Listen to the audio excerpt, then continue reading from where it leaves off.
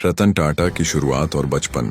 साल 1937 दिसंबर की ठंडी सुबह थी। तारीख थी 28 दिसंबर। जगह थी मुंबई। इसी दिन भारत ने एक ऐसे बच्चे को जन्म लेते देखा जो आगे चलकर न सिर्फ टाटा समूह का चेहरा बनने वाला था बल्कि पूरी दुनिया के करोड़ों दिलों में अपनी जगह बनाने वाला था। उस बच्चे का नाम था रतन नवल टाटा।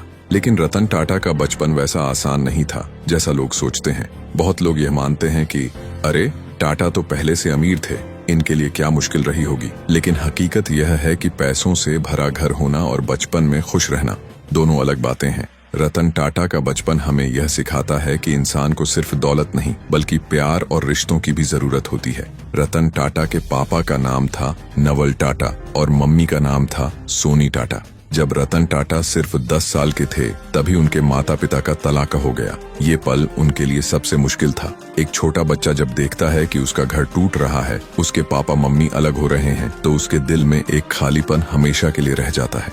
रतन टाटा और उनके छोटे भाई जिमी टाटा को उनकी दादी नवाजबाई टाटा ने पाला। दादी ही उनकी दुनिया बन गई। वो पढ़ाई में सख्त थीं, लेकिन दिल से बेहद प्यारी। रतन टाटा अक्सर कहते थे, मेरे जीवन में अगर किसी ने सबसे बड़ा रोल निभाया तो वो मेरी दादी थीं। बचपन में रतन टाटा बहुत शर्मीले और शांत स्वभाव के थे।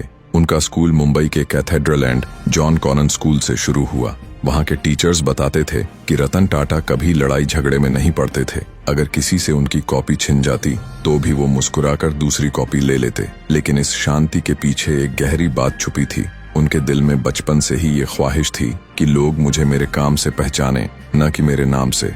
और यही सोच उन्हें आगे चलकर भीड़ से अलग बनाती रही। रतन टाटा ने स्कूल के बाद आगे की पढ़ाई के लिए अमेरिका जाने का फैसला किया। उन्होंने कॉर्नेल यूनिवर्सिटी से आर्किटेक्चर और स्ट्रक्चरल इंजीनियरिंग की पढ़ाई की। सोचिए, जिस इंसान ने आगे चलकर लाखों लोगों को रोजगार दिया, वो शुरुआत में आर्किटेक्ट बनना चाहते थे। विदेश में पढ़ाई के दौरान उन्हें खुद अपने कपड़े धोने पड़ते, खुद खाना बनाना पड़ता। वहां किसी ने उन्हें टाटा ग्रुप का वारिस नहीं कहा। वहां वो सिर्फ एक साधारण स्टूडेंट थे जो मेहनत करके अपनी पहचान बनाने की कोशिश कर रहे थे। यहीं अमेरिका में रतन टाटा को पहला प्यार हुआ। कहते हैं कि उनकी जिंदगी में एक लड़की आई जिससे वो शादी करना चाहते थे। रतन टाटा ने इंटरव्यू में एक बार बताया था कि वो रिश्ता आगे बढ़ भी गया था, लेकिन किस्मत को कुछ और मंजूर था। जब उनकी दादी भारत में अकेली पड़ गईं, तो रतन टाटा उन्हें छोड़कर नहीं रह पाए। उन्होंने अमेरिका की उस लड़की से कहा, मुझे भारत वापस जाना होगा। लड़की भी भारत आने वाली थी, लेकिन उसके परिवार ने उसे रोक लिया और इसी तरह रतन टाटा का पहला प्यार अधूरा रह गया। यही वजह रही कि उन्होंने कभी शादी नहीं की। उन्होंने कहा था, अगर उस वक्त मैं शादी कर लेता तो मेरी जिंदगी बहुत अलग होती। रतन टाटा के बचपन से हमें 3 बड़ी बातें सीखने को मिलती हैं। पैसे सब कुछ नहीं होते, प्यार और रिश्तों की अहमियत सबसे ज्यादा है।